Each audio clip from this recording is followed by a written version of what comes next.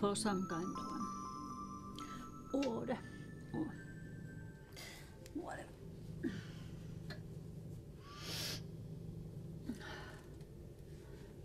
It's so dark and it's not raining, just every now and then, just a bit.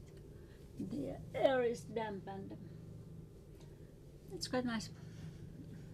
I had a walk with the dog in the morning and we will go again in the afternoon. What's that? Something's gonna fall down from there. Anyway, yes. Before I am going to going any deeper to the people of chambers and the visual world. Visual world. I would like it to be. I thought I might have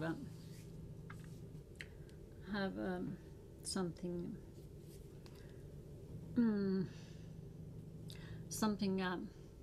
very basic ideas of a picture and of the way we see this world, because it's very hard, very difficult to see this world as it is. It might even be quite impossible. It's you encounter this difficulty when you try to draw something from a model. For example, these blueberry flowers and branches. There's a certain form and the branches and the leaves, and there are certain botanical details, the way they grow and what kind of leaves there are, details and the scale that they have the right relations, and then there's the color, and the color depends on the light. If the light is yellow or orange, the shadow is blue, and if the color is red, the shadow is green.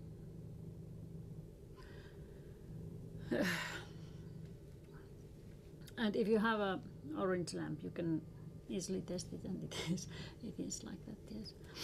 And but this is my atelier, and the big window, it's high. It's I think it's 3 meters high. The light comes from north. The light from north is the purest light there is. It has no, not much color anyway, and that's why it should be from north. And northern light does not cast shadow. Sunlight is too hard. It's not at all good. It's a beautiful light, but it's not good. And in the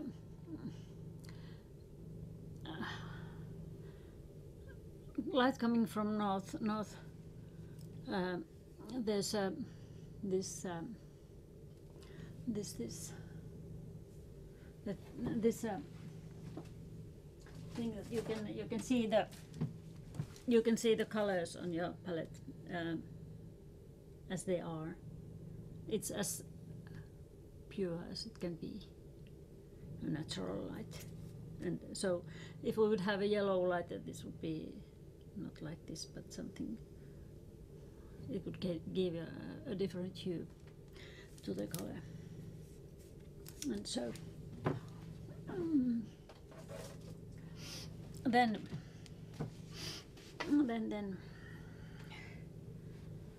the colors, yes, but we'll come back to the colors later on. But about the form, usually the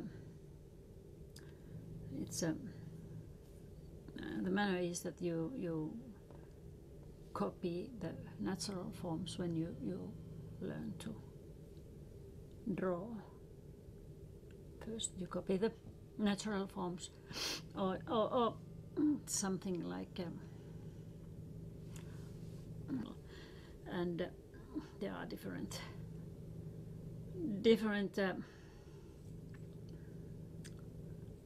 ways the light reflects and the lines go in some way.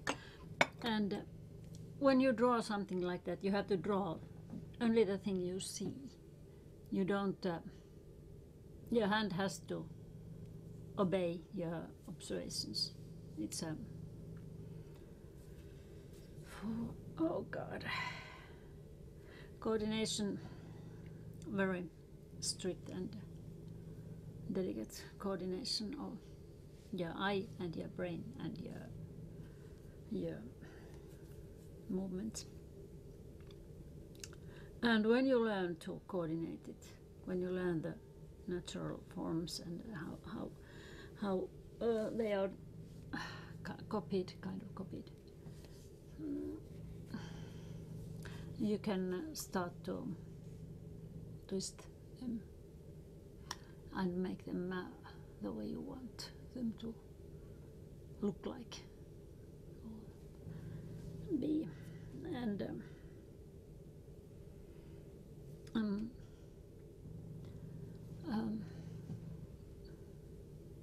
that's how many artists have. Nobody really likes a copy or something that looks perfect as a reflection of something real. Art is primarily as somebody sees something and takes it in and puts it out again, and something happens in between. For example, the figures and people of Modigliani. Modigliani was a sculptor originally, and his painted people resemble. They are sculptural. They are kind of made of heavy pieces, and their forms are solid, and their eyes are made of one color, green or blue, or yet they are very beautiful, and he has got marvelous colors and the way to place the people on the canvas. And when we make a picture, you have to remember that it's two-dimensional. It's a flat surface with a height and width, and the all on the canvas is illusion. And so far, this has been of realistic things, but there's also the abstract dimension, and you can't really make a straight border. What's realistic, what's abstract, they mingle. There's a gray zone in between, and in the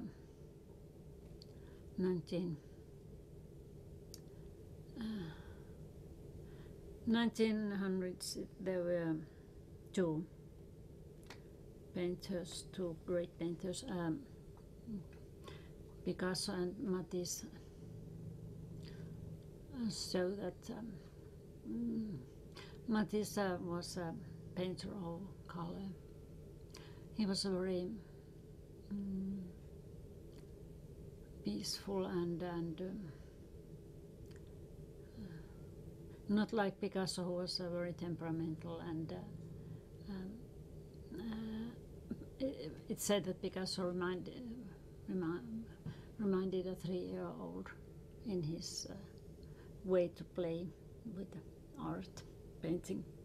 And yes, that may be very true, and he used rather cruelly everybody around him, all the people he knew, especially the women he had maybe once loved and then turned against. He used to paint them as a kind of a therapy. It must have been the most horrible portraits with teeth like daggers, and so Matisse was devoted to harmony and beauty. That's possibly the main difference between them. And Picasso acknowledged that Matisse was the only one on the same level as himself. I don't know about Matisse, what he thought about them compared. They were very different, and personally I don't think I much appreciate Picasso. I do like Matisse a lot more.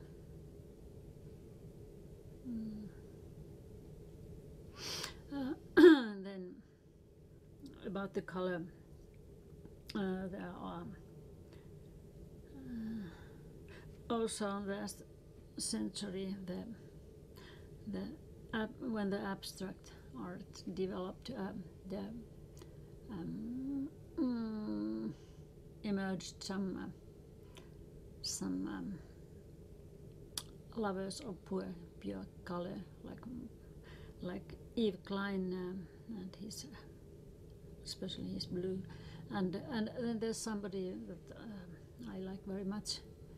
I haven't seen so many of his works, really, some maybe 30 or so pieces, but Mark Rothko is his colors are really something. Yeah, he knew what he was doing, yes, with the colors. And of course there are some other, but I don't know, maybe they're not so not worth talking. But let's return to the drawing and the realistic and abstract. Now when you draw, you have a pencil and a line, and you do it with the line. And when I say, I might ask you to draw something. Draw me a wind. What do you do? How do you draw wind?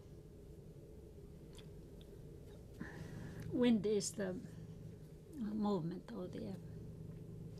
You can't see the air. You can't see the movement of the air, but you can feel it, yeah. And then you can see it from the what it does. So when you want to draw wind, you draw something the wind does. And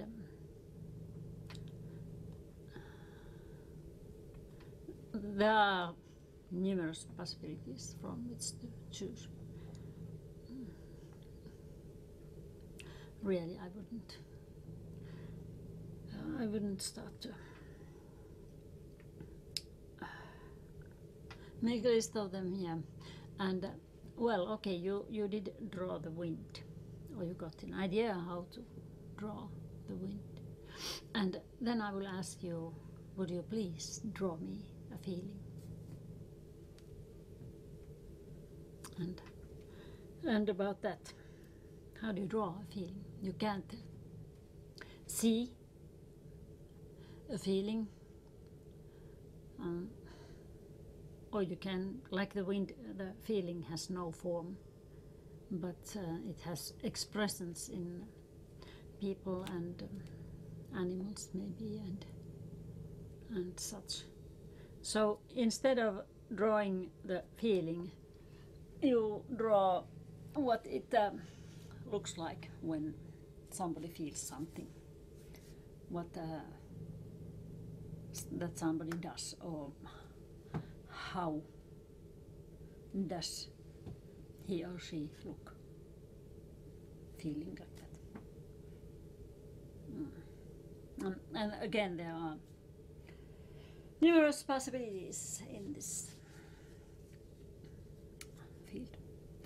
And when you have now figured these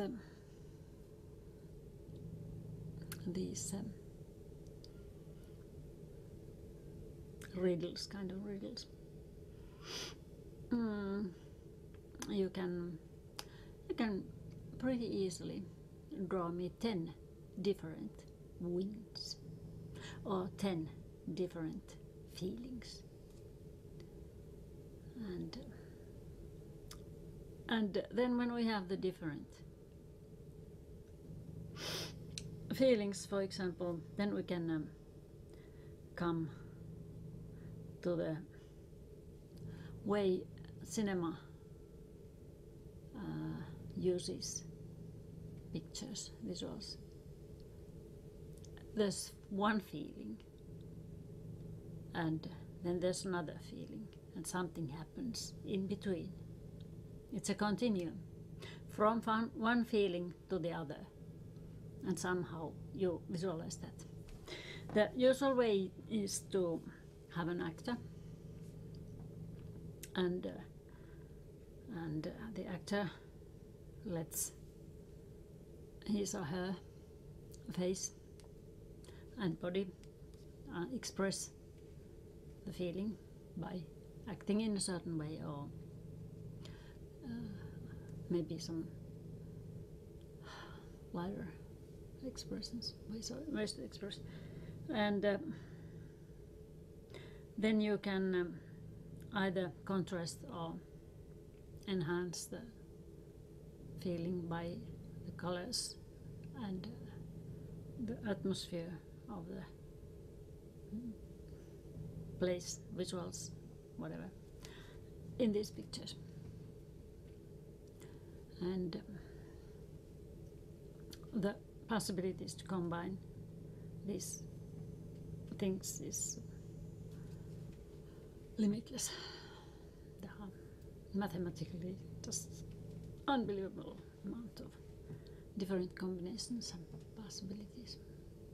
And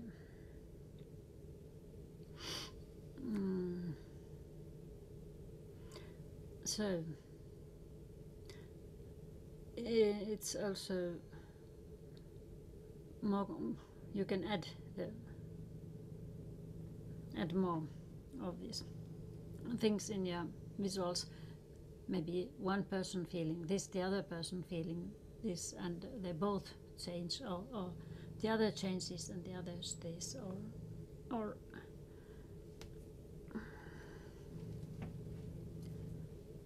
limitless amount of possibilities.